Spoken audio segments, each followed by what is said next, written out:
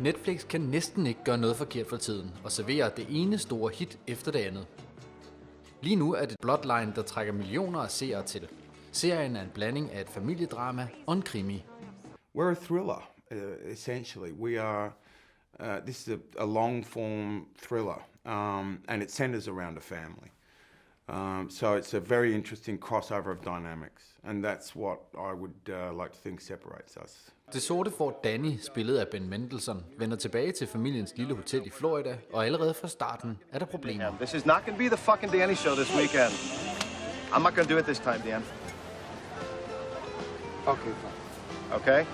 Bloodline skiller sig ud fra mængden af tv-serier ved at have et nærmest filmisk udtryk, og der er kælet for detaljerne.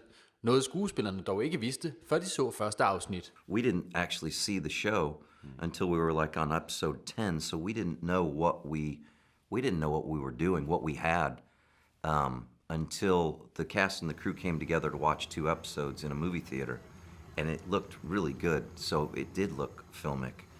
It's shot very beautifully. Serien springer frem og tilbage i tiden og er ikke helt så let tilgængelig som flere af Netflix andre serier, eksempelvis Orange is the New Black.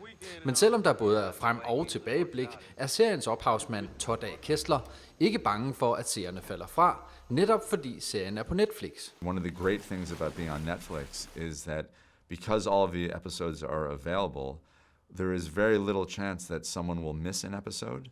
You know, normally when a show airs week to week, you might miss an episode. And for our style of storytelling, if you miss an episode, there will be things that won't be as satisfying because you won't have that connective tissue from episode to episode. So on Netflix, because if you watch the first 2 episodes, let's say, and then can't get to it for 2 weeks, when you come back, you'll remember that you're just in the 3rd episode. And if you want to watch the 2nd episode again to refresh your memory or speed through it, so it's kind of an insured ride if an audience has a desire to join us for it. Bloodline er at finde på Netflix nu, og er du i humør til det, kan du se alle afsnittene i streg.